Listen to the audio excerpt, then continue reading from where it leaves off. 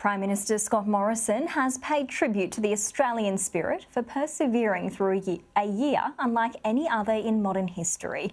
In his Christmas message to the nation, Scott Morrison reflected in particular on the sacrifice made by older Australians who forgoed family visits to keep themselves and others safe.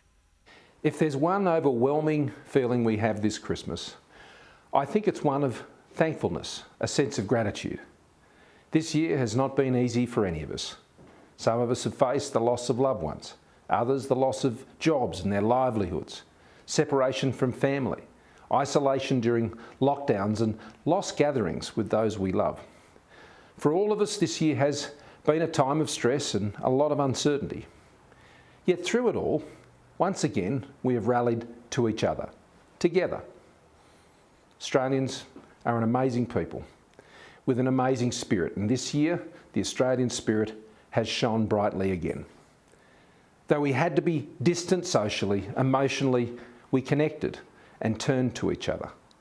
There were the firefighters and volunteers who got us through the black summer, the doctors and nurses, the researchers and scientists doing their utmost to protect and care for us throughout this pandemic.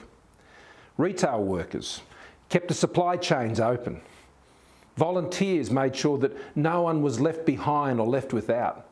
Public servants out there providing support to people all over the country. Everyone playing their part.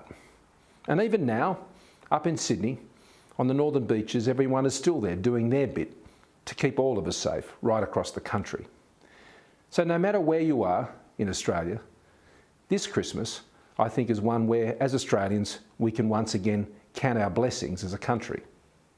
And in our very Australian way, resolve once again to share those blessings with others, wherever we can. So we give thanks this year for our Christmas, because our blessings outweigh our struggles.